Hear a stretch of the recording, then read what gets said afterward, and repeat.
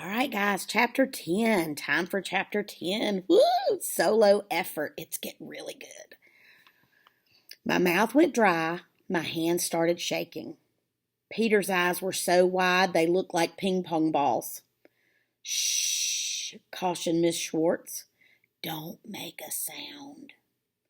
I appreciated the advice, but I had already figured that much out on my own. What are they going to do, I thought. What are we going to do, I thought. To my surprise, Miss Schwartz answered me. Wait till he reports in, she said. Then you can sneak out. Did you just read my mind, I thought. Just the message you sent me, she replied. That was a relief. There's a lot going on inside my head that I don't want anyone to know about, not even Miss Schwartz. I looked around the attic. If Broxholm came up here, we were sunk. I couldn't see a single thing to hide behind. Suddenly, I heard that horrible music again. This is our chance, I whispered. He must be in his dressing room. I bet he's taking off his face and getting ready to report to the ship. Then let's go, said Peter. Wait, I said desperately. What about Miss Schwartz? We can't just leave her here like this. You have to, she thought at us. I'm all right for the time being. The best thing you can do for me is unmask the alien. I still hesitated. Go, she shouted inside my head. The message was so powerful I staggered back from the force field. Casting a look over my shoulder, I took Peter's hand. He didn't pull away. This wasn't romance. It was terror. Each of us needed someone to hold on to as we sneaked down the stairway. When we reached the bottom, Peter opened the door as quietly as he could. The tiny click was lost in such the awful screech of the alien music. Moving slowly, he peered around the edge. No one in sight, he whispered. Then let's go. My heart was pounding in my ears. I don't think I've ever been so frightened in my life. I had a feeling Broxholm would jump out and grab us at any second. For one horrible instant, I wondered if the mirror on his dressing table might be at the right angle to show our reflections as we stepped out of the attic. I imagined him racing down the hallway, his Mr. Smith face hanging down around his chin, ready to turn us into a pair of puddles on the floor, or whatever a person from his planet did to kids he caught snooping in the attic. The screeching music continued. Still, moving slowly, Peter closed the door behind us. That seemed like a waste of time, until I realized he was afraid that if he didn't secure it, the door might swing open after he let it go. One noise like that, and we were dead meat. Dropping to our hands and knees, we crawled along the edge of the wall. I couldn't help it. When I was opposite the door of Broxholm's room, I glanced in. Broxholm was sitting there, peeling off his face.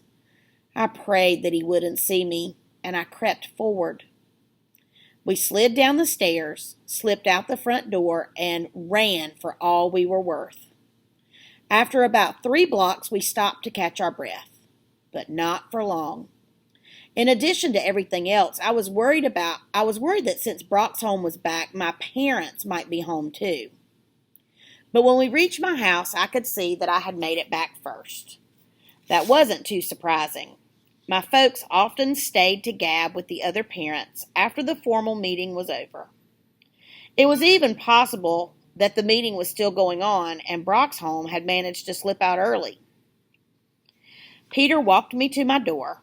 I thought that was brave of him, especially when I watched him walk off into the darkness and realized how frightened I would have been if I had to go home alone. That skinny kid had more courage than anyone knew. As for me, I was terrified. I went around and turned on every light in the house. Don't ask me what good I thought it would do. All I know is it made me feel better. Then I sat in the living room, waiting for my parents to come home and worrying that Broxholm might show up first. All in all, I decided it had been a good night's work. Even if I hadn't found anything to prove my story, At least one other person now knew what was going on. Even more important, we had found Miss Schwartz. But what should we do now? The crucial thing was to reveal Broxholm for what he really was. But how could we do that without getting everyone turned into puddles on the floor? Our only advantage was that he didn't know we knew his secret. If we could make whatever we did seem innocent, he might not guess what we were up to. Of course, the most obvious thing was to pull off his mask. But how do you pull a mask off an alien's face? I spent the whole night trying to find the courage to do what I knew had to be done the next day. Mr. Bamwick had scheduled me for an extra lesson that morning. As usual, Smith Broxholm shuddered when he saw me pick up my piccolo. Let him shudder. If he kidnapped me, maybe I'd play the piccolo all the way to the next galaxy.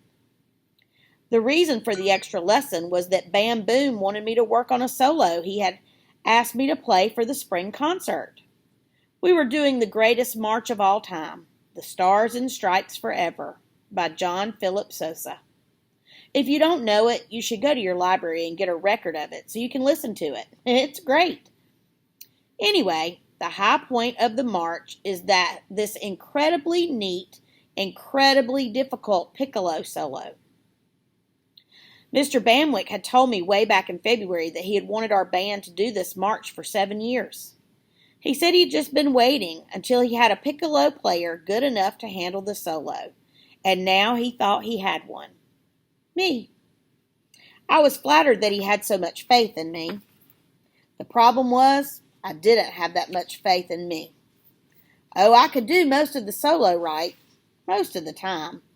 But there was one trill near the end that I always messed up.